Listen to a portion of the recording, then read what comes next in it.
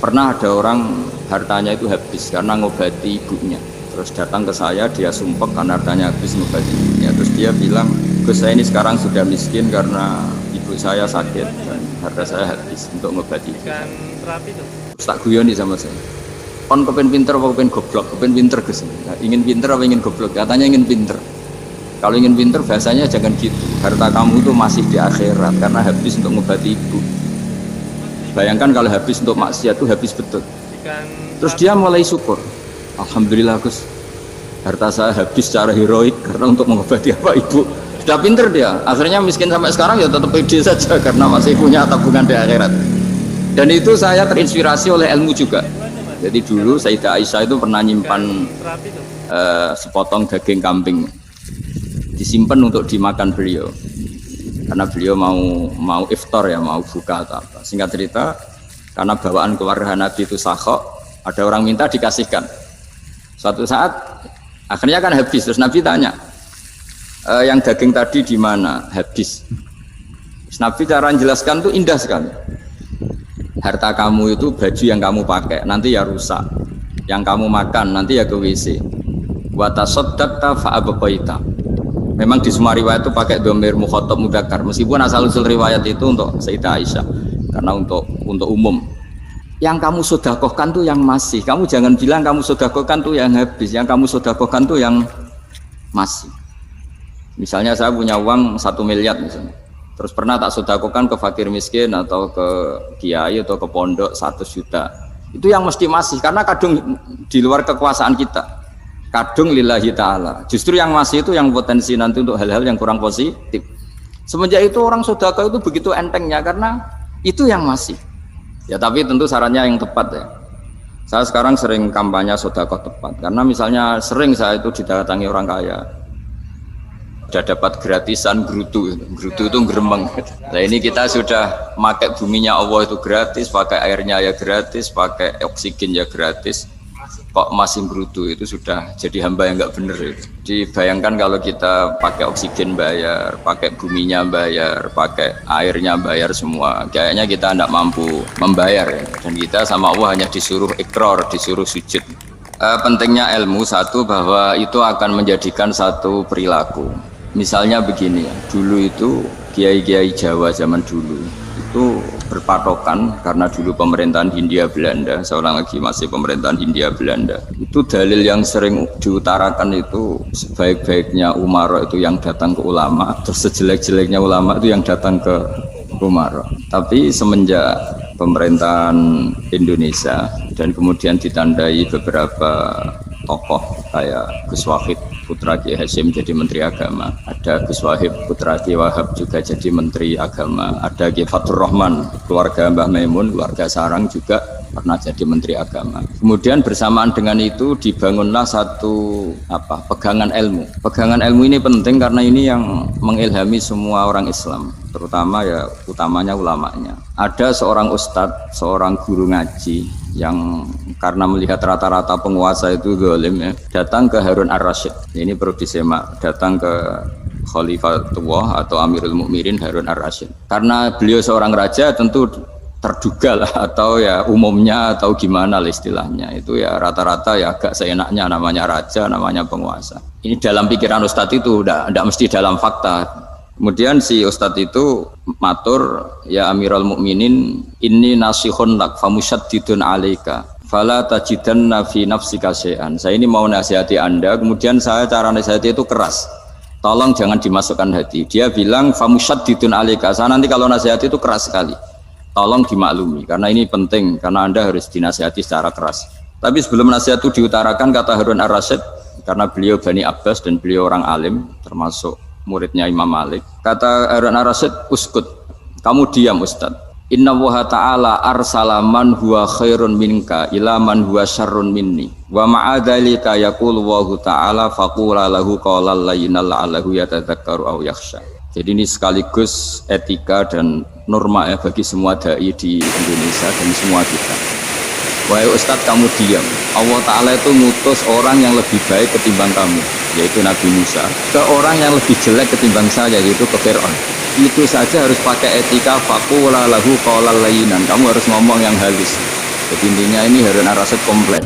Kamu itu kalau jadi ustadz kok ngaji kira-kira gitu. Jadi betapa baiknya orang dulu memahami Quran. Jadi Quran itu dibaca, kemudian kita mungkin baca terus jadi cerita, mungkin ada yang baca jadi perilaku, ada yang baca kemudian itu mengilhami, membentuk. Nah kira-kira itulah yang membentuk kiai-kiai alim di NU, di beberapa pesantren maupun orang-orang alim di luar NU. Asal apa ya, ngajinya dan bacanya seperti kita, pasti seperti itu.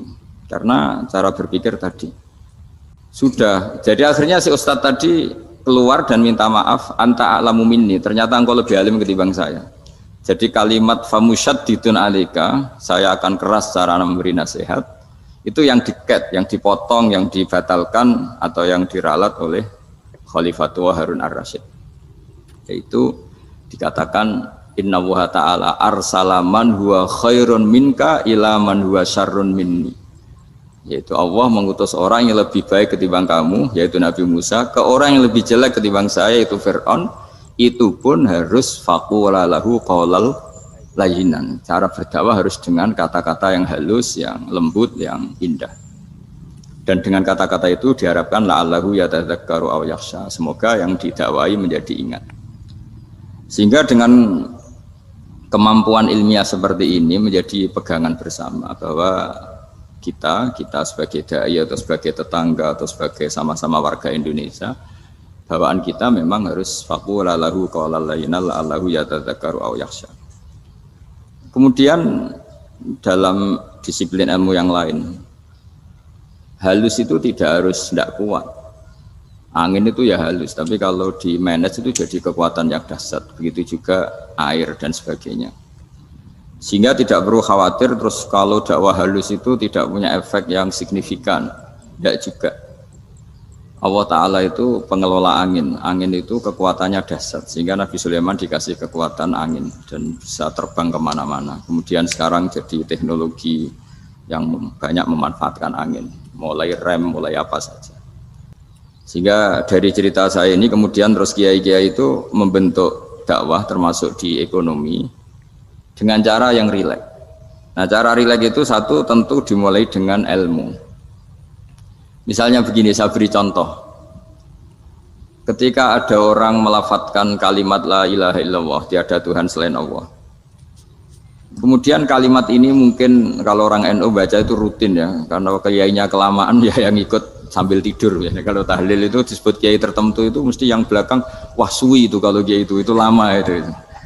Nah kiainya juga karena jadi lakon ya kan lebih semangat karena pegang mic. Biasanya gitu di NU itu. Kalau khotib mesti semangat karena yang pegang mic, yang dengerin mesti ngantuk karena monoton gitu.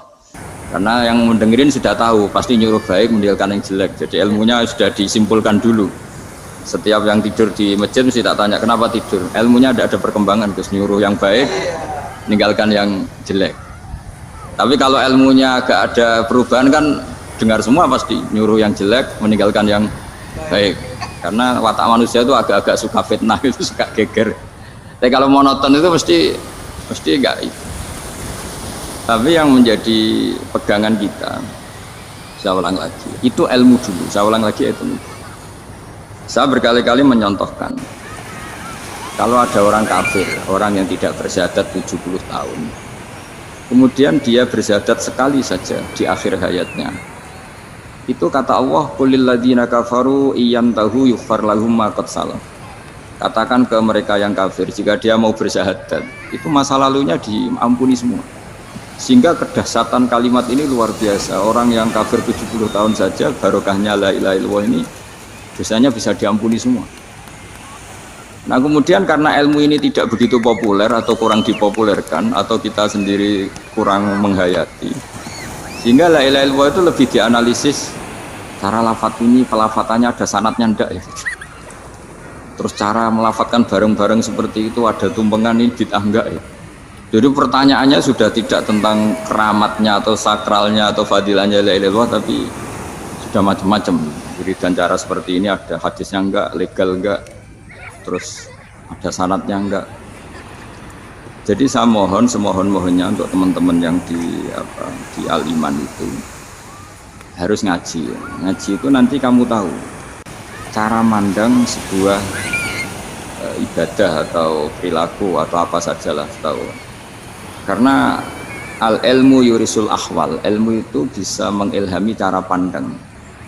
Dulu yaitu saya ulang lagi, ketika zaman Hindia Belanda, karena pemerintahnya Hindia Belanda itu ulama-ulama keras sekali, sejelek-jeleknya ulama itu yang datang ke Umaroh. Tapi setelah era Mbah Hashim, era sampai Mbah Maimun, itu mereka peduli sama Umaroh, semuanya sama-sama warga Indonesia yang ingin melihat Indonesia yang lebih baik. Sehingga banyak, ya kakak saya sendiri pernah wakil bupati, terus putra Mbah Maimun wakil gubernur. Ini teman saya Ki Hafid ya bupati.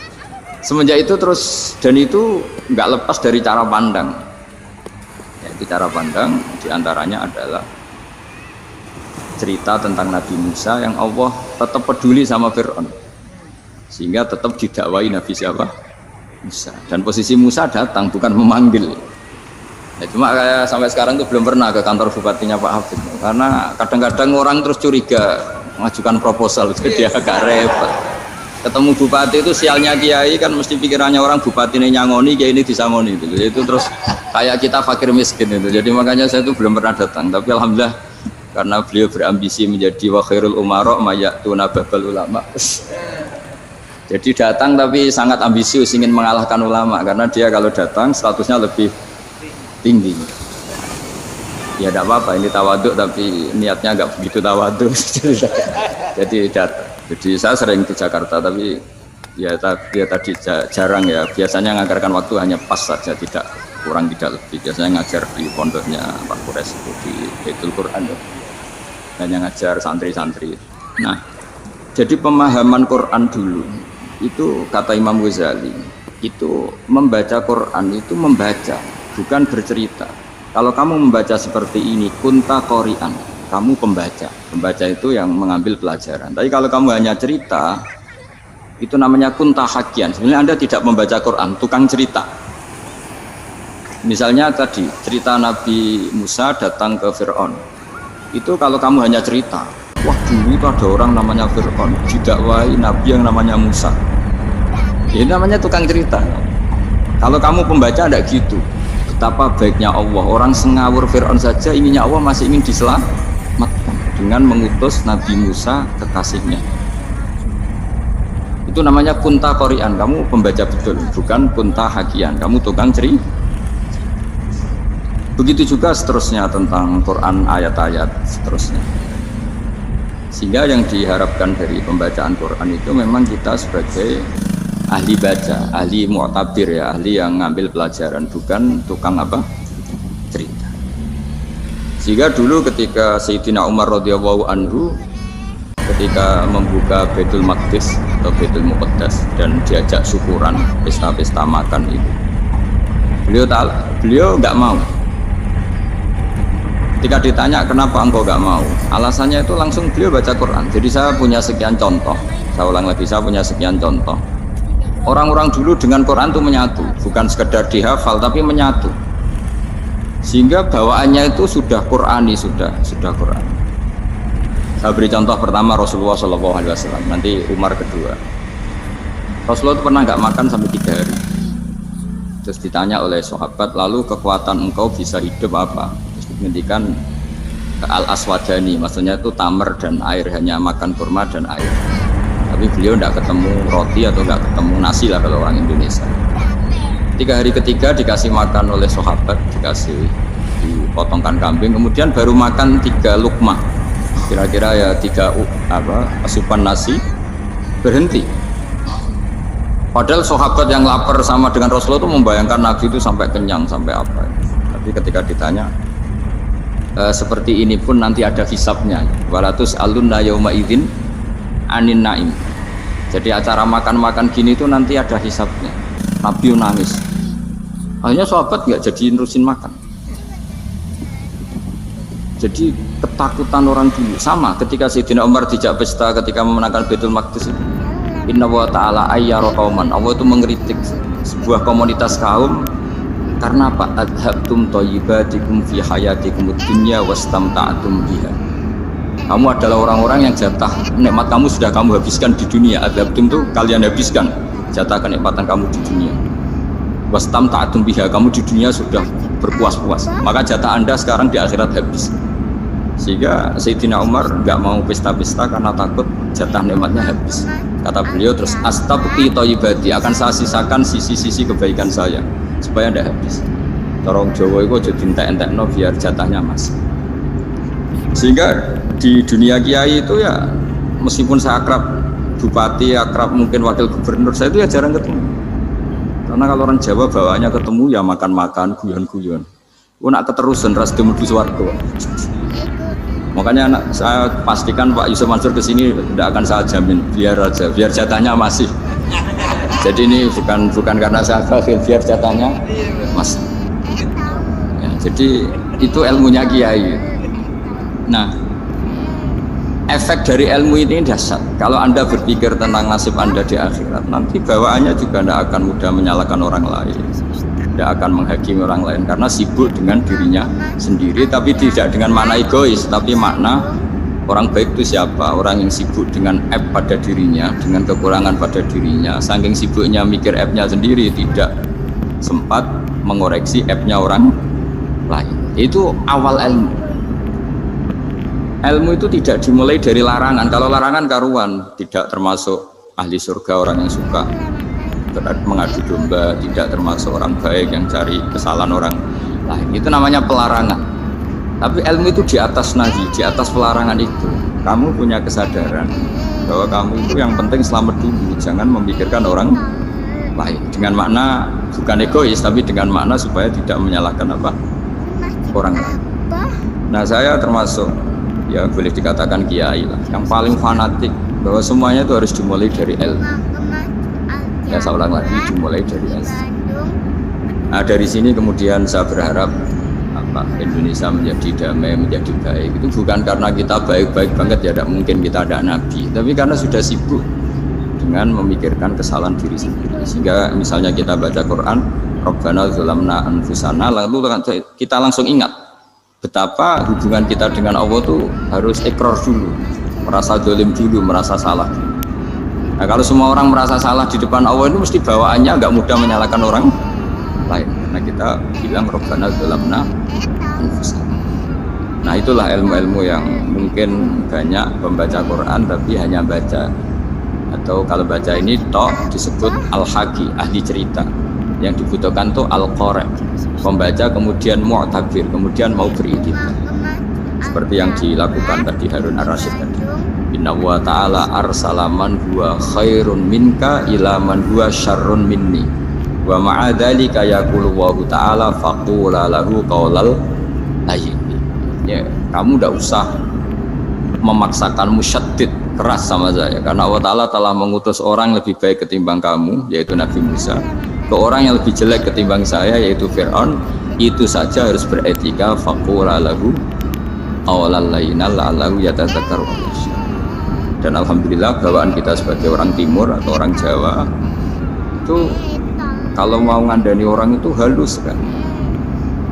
Di antara bentuk kehalusan kata-kata diceritakan di ayat lain ketika Nabi Musa ketemu Fir'aun. Dawuhnya begini, fakul apa itu yang di juz 30, yang juz di juz 30 ini yang bagian dari, kan tadi hanya fakul lahu qaulal layyinan. Lahu qaulal layyinan itu bentuknya apa? Ya, bentuknya apa? Itu Nabi Musa disuruh ngendikan sama Fir'aun. Apakah kamu mau saya nasihati? Fakul halaka ila antazakka. Halaka itu pilihan, hal itu istifham, laka itu otoritatif. Jadi betapa santonya kalimat itu, fakul halaka ila antazakka. Jadi kalau dimaknani model Pak Hafid, model saya ngaji di sarang itu, halaka onoto iku kedue siro, berhak bagi kamu, berhak bagi anda, apakah anda berhak loh mendapat nasihat supaya anda jadi orang yang lebih baik. Halaka ila antazakka. Jadi tidak kalimat perintah, tapi kalimat pilihan. Apa engkau mau saya beri nasihat? Wahdiyaka ila rabbika fatakhsha. Dan saya beritahu kamu tentang Tuhan, dan kemudian kamu menjadi orang yang baik, fatakhsha, orang yang punya khasyah, punya. Jadi kayak apa kalimatnya itu? Napa jenengan kersa? Itu kalau orang Jogja, orang-orang daerah-daerah yang pernah nyuguhi tamu itu kan, ayo makan-makan. Itu kan kayak tamunya itu kelaparan. Masa Pak Yusuf Mansur kelaparan? Tidak mungkin kan? Masa Ustaz terkenal kelaparan kan? Tidak mungkin itu. Monggo, napa jenengan ngersakno? Karena bisa saja tamunya itu tidak kersa, mungkin karena darah tinggi, mungkin karena takut dianggap fakir miskin, macam-macam kan orang enggak. Itu kalimatnya itu halaka ila antasak. Kayak apa indahnya dakwah. Halaka ila antasak itu ada kata laka itu ya terserah jenengan mau enggak. Wa ahdiyaka ila rabbika fatakhsha. Nah, itu yang disebut membaca. Kunta qori'an la hakian. Anda benar-benar membaca Quran, bukan sekadar penceri. Nah, kemudian ini yang terakhir saya juga baru, sebenarnya saya itu nggak pernah bilang sanggup itu, tapi Pak Ustadz Zakaria itu GR terus. Sampai tadi pagi itu saya belum tahu kalau ada acara ini.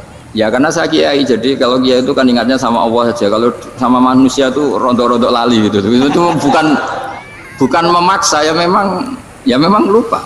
Sejauh mana sih pentingnya manusia kan tidak penting cara ilmu tasawuf itu. Tapi karena ini titipan Rasulullah SAW terus menjadi penting kan. Dititipi umat gak jenengan itu. Ya sudah ngaji ngatur kiai ribet itu. Kiainya biasa ngaji kan, kiainya yang ngatur, santri ini enggak. Pak Yai ngaji tanggal ini jam ini. Itu kan mengabaikan semua aktivitas kiai. Padahal jam ini mungkin saya punya jam, mungkin jalan-jalan atau ngaji atau mutolaah atau munajat. Gara-gara Pak Zakaria ini kan terus Mas Tamam ini yang provokasi. Harus ngaji di jam ini, tema ini. Saya itu kalau ngaji ditentukan tema itu, ini memang saya agak keras di bab ini. Itu kayak ibarat gini loh. Saya ini dokter, kemudian ada orang yang sakitnya itu jantung, terus bilang ke saya, Pak dokter sembuhkan kukul saya. Wong penyakit ekstrimnya itu jantung, kok bila disembuhkan apa? Kukul. Kan gak penting, sembuh tidak sembuh, kukul itu kan gak penting. Jerawat itu. Kiai itu tahu kesalahan paling fatal manusia itu akidah. Tapi kadang-kadang mintanya ilmu yang tidak akidah, yang gak penting. Jadi kadang-kadang kiai itu ya digurui betul kalau di Indonesia. Misalnya ini tidak nyindir loh, memang marah betul kalau di bab-bab seperti ini. Tapi ini biar jadi ilmu masif, ilmu yang general. Saya ulang lagi ya, Anda jadi dokter, tahu pasien Anda ini penyakit jantung kronis atau sudah fatal lah sudah. Terus orang itu bilang, Pak Yai, itu Pak dokter, tolong obati kulit saya supaya tidak jerawatan. Kamu bilang ini orang aneh enggak? Aneh kan? Nah, kiai juga gitu. Saya sering itu ada orang mau haji itu, Gus doain saya jadi haji mabrur. Pernah belajar haji Pak? Dereng. Mungkin enggak, orang belum belajar nyupir terus kemudian minta didoain, Gus saya mau nyupir doain selamat. Mau nyupir aja enggak bisa kok minta doa selamat. Harusnya urutannya kan belajar dulu baru minta doa. Tapi kali ini Aliman bener ngajaknya akidah dulu, ahli sunnah kan. Nah itu bener karena akidah itu hal yang prinsip memang harus. Kalau kebetulan nggak bener taruh visi betul. Untungnya kok temanya bener. Jadi saya mohon ke seluruh orang-orang yang mau ngaji ke kiai itu tema itu biar yang milih kiai supaya tahu prioritas yang harus dibenahin. Jangan tema yang milih. Jangan-jangan tema yang kita pilih itu tidak mendesak atau tidak penting. Ini bukan apa-apa, ini saking ingin baik saya ya, keinginan baik saya supaya dulu zaman sahabat ya gitu. Kalau ada pertanyaan salah sama Nabi dibenerin, cuma Nabi terlalu bijak, cara benerin tuh enak. Kalau saya karena tidak Nabi saja ya agak-agak kasar kan, kalau tidak Nabi tidak wajib bener terus. Yang wajib bener terus itu Nabi. Saya beri contoh ya. Nabi itu ngendikan tentang kiamat. Kiamat itu dahsyat, mengerikan gini-gini. Kalau pikirannya orang kampung itu begini, Nabi ini aneh. Cerita kiamat dahsyat tapi nggak ada tanggalnya, nggak ada tahunnya. Harusnya ada dong biar kita bisa persiapan. Sehingga Nabi disomasi di tengah-tengah khutbah itu, ya Rasulullah mata sa'ah. Nah, karena ini orang Bedui, Nabi nggak dengerin, diulang lagi. Mata sa'ah ya Rasulullah. Ketika Nabi mengabaikan itu ada dua kelompok sahabat, yang satu bilang lam yasma, Nabi tidak dengar sehingga mengabaikan. Yang kedua bilang sami'a wa kariha, Nabi sebenarnya mendengar tapi tidak berkenan. Tapi diulang lagi ketiganya, ya Rasulullah mata sa'ah. Akhirnya Nabi jawab, mau tidak mau, karena kalau enggak ya namanya orang Bedui ngomong terus. Nabi balik tanya, ya karena cara berpikir dia kalau kiamat itu jelas kapannya kan bisa persiapan itu. Kalau enggak pas mau kiamat, pas ngaji Quran, apa kan bisa persiapan itu. Akhirnya Nabi balik tanya, ma'atatalah. Kalau kamu berani tanya kiamat, lalu persiapan kamu apa? Ya, terus orang itu bilang masyhur itu, ma'atatalah kabiro sholatin wala siyamin wala kada wa kada walakinni uhibbuka. Saya sebenarnya tidak punya persiapan ya Rasulullah, cuma persiapan banyak puasa ya enggak, banyak sholat enggak, tapi saya mencintai engkau. Masyhur itu jadi hadis paling legenda, almar'u ma'aman ahabba, sebagian disebut anta ma'aman ahbabta. Ini kata semua sahabat yang di masjid. Si Bedui ini orang paling dibenci sahabat karena mengganggu Nabi saat khutbah, tapi akhirnya ini menjadi orang paling dicintai sahabat karena barokahnya itu hadis itu keluar secara terbuka, almar'u ma'aman ahabba. Sebagian riwayat yuhsyarul mar'u ma'aman ahabba, nanti orang akan sowan sama Allah bersama orang yang mereka cintai. Nah itu sahabat-sahabat fama farihu ba'dal Islam farohahum bihadal hadis. Mereka tidak pernah senang setelah masuk Islam sesenang hadis ini. Karena kita tidak perlu soleh-soleh banget, cukup menyintai orang apa? Soleh gitu. Makanya saya sekali bilang itu ya, kadang-kadang saya jadi orang alim itu ya rugi. Ruginya tadi. Misalnya ya, untuk menjadi orang alim kan harus hafal Quran, ngaji Bukhari, Muslim, Ikhya. Ternyata pengumuman kedua orang nggak bisa apa-apa. Gelombang kedua para pecinta, waduh itu kan repot ya.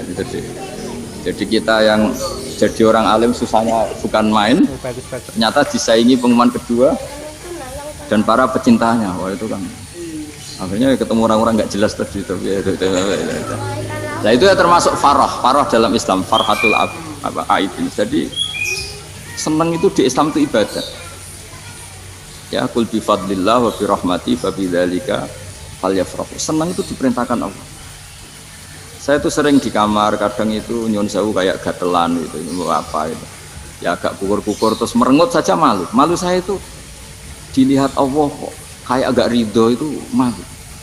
Ya kayak tadi lah, kamu dikasih rumah gratis, kemudian pas yang ngasih datang kamu kelihatan cemberut, itu yang ngasih kan mangkel. Jadi dikasih gratis masih cemberut. Sama hubungan kita dengan Allah itu semuanya dikasih gratis. Makanya tabassum, senyum itu ibadah. Kita yang nekuni ilmu hadis, betapa hebatnya Nabi ngendikan, kalau kamu tidak bisa ibadah yang berat-berat, cukup ibadah senyum. Kadang ngendikan tol qati wajhin, kamu cukup berwajah yang indah, yang menyenangkan. Tabassum, senyum. Kalau kamu tidak bisa membalas jasanya orang yang ngasih, minimal kamu senyum, lihat minimal kamu kelihatan seneng gitu. Makanya seneng itu sudah ibadah. Dan sekarang orang untuk seneng aja susah. Karena bawaannya nuntut orang lain supaya kayak keinginan dia, bawaannya nuntut, ya ribet, kalau gitu ya ribet.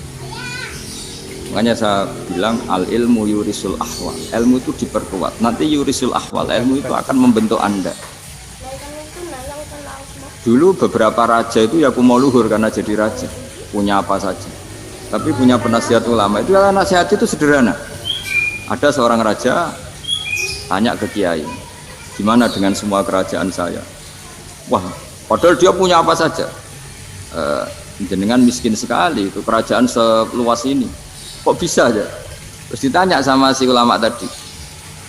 Andaikan Anda di padang pasir, kemudian kalau tidak minum segelas air itu mati. Apakah Anda akan membeli segelas air ini dengan semua kerajaan Anda? Oh iya, pasti apapun saya lakukan untuk mendapat satu gelas air. Terus la tafrah bimulkin la yusawi sarbatamain. Kamu jangan bangga dengan kerajaan yang nilainya itu enggak sebanding dengan segelas apa. Akhirnya raja itu mikir, saya tidak jadi raja bisa hidup, tapi kalau nggak minum air mati, berarti penting satu gelas air. Akhirnya lama-kelamaan ini anggap kerajaan itu biasa, ternyata nggak sepenting segelas air. Ya seperti kita lah, misalnya orang nggak punya alpat itu tidak malu. Tapi kalau nggak punya celana itu malu. Kamu mau punya alpat tapi nggak punya celana? Kan nggak mau. Yaitu ilmu. Ilmu itu yurisul akhwal. Ilmu akan melahirkan satu perilaku. Jadi kalau ilmu Anda mantap, pasti syukurnya juga mantap. Ya makanya saya termasuk kiai yang selalu mendorong pentingnya ilmu. Bahkan kata Sufyan Ats-Tsauri ngendikan saking pentingnya ilmu, ada kata fa'lam annahu la ilaha illallah. Dimulai kata fa'lam. Dan saking pentingnya ilmu itu, setiap nabi itu status permanennya itu hanya satu, mengajar. Rabbana wab'ats fihim rasulam minhum yatlu 'alaihim ayatik, membacakan ayat-ayat Allah, sampai wa yu'allimuhumul kitab, mengajarkan kitab wal hikmah. Bahkan Allah sendiri wasofa dzatahul 'aliyah bi annahu al-muallim. Yaitu Allah ngendikan Ar-Rahmanu 'allamal Qur'an. Jadi betapa hebatnya pengajar. Allah sendiri mensifati dirinya itu Ar-Rahmanu 'allamal Qur'an. Allah itu Maha Rahman yang mengajarkan Quran. Di surat Iqra juga disebutkan Iqra wa rabbukal akram alladzi 'allama bil qalam. Jadi Allah mensifati dirinya sebagai pengajar. Kayak apa pentingnya mengajar? Karena al ilmu yurisul ahwal. Ilmu ini melahirkan satu sikap. Pernah ada orang hartanya itu habis karena ngobati ibunya. Terus datang ke saya, dia sumpek karena hartanya habis ngobati ibunya. Terus dia bilang, Gus, saya ini sekarang sudah miskin karena ibu saya sakit dan harta saya habis untuk ngobati ibu saya. Terus tak guyoni sama saya, kon kepen pinter apa kepen goblok? Kepen pinter Gus. Ingin pinter apa ingin goblok? Katanya ingin pinter.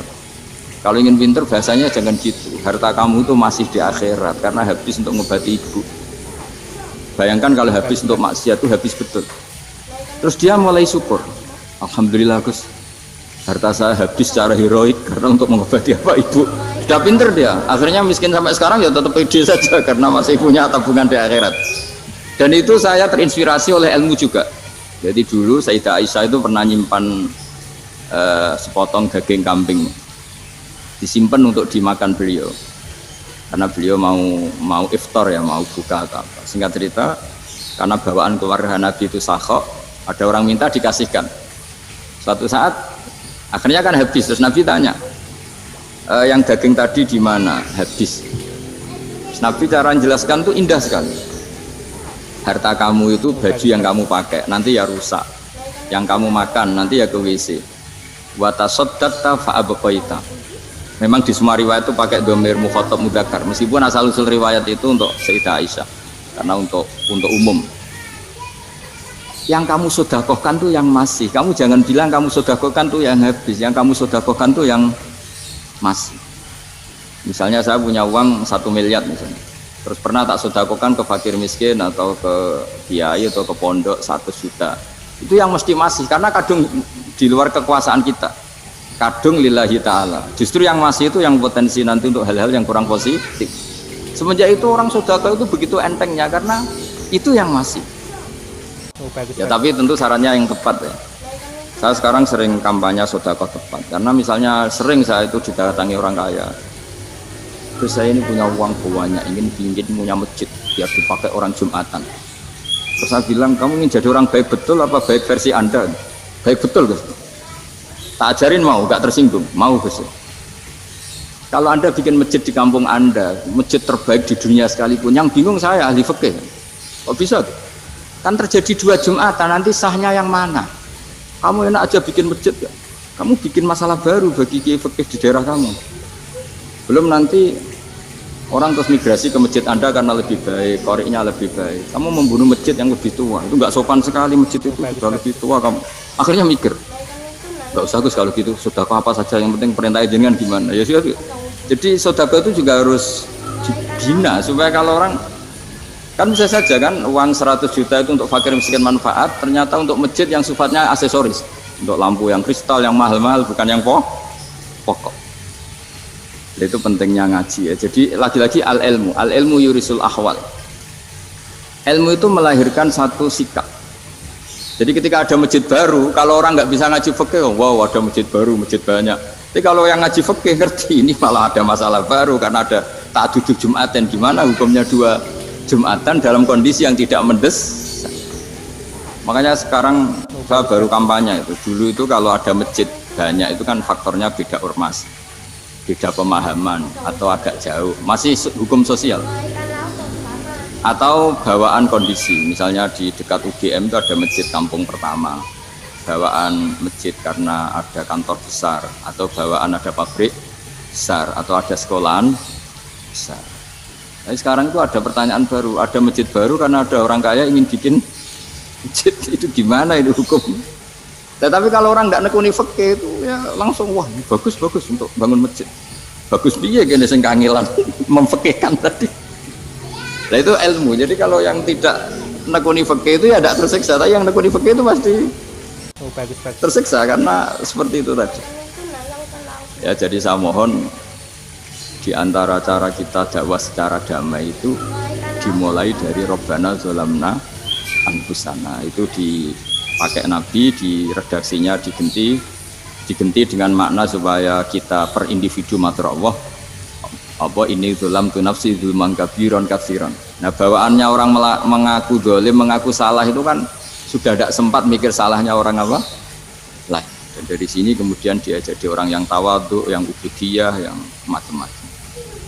Sehingga Nabi itu bukan dianggap ya, pasti penjelas terbaik. Terus Allah meredaksikan wa ma tuqaddimu li anfusikum min khairin tajiduhu indallah. Apa saja kebaikan yang kamu sudah berikan untuk Allah sampai akhirat itu ya pasti kamu temukan di akhirat. Terus yang terakhir saya beri contoh orang peminta-minta sa'il.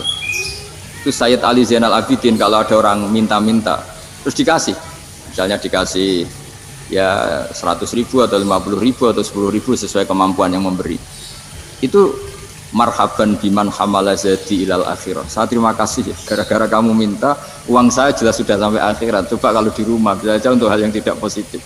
Jadi bawaannya itu cara pandang itu rubah.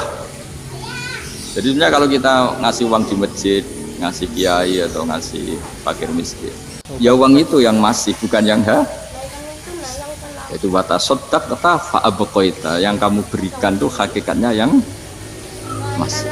Karena sudah ada kamu otak-atik lagi, makanya disebut wakaf. Sebenarnya wakaf itu dulu secara makna lughat, saya ulangi secara lughat, maknanya itu sudah berhenti. Wakafun maknanya berhenti. Nah sodakoh itu dari kata sodakoh maknanya benar. Orang yang sering sodakoh berarti imannya benar. Orang yang uang sudah diberikan berarti dia sudah terputus, wakaf berhenti dari hubungannya dengan dia.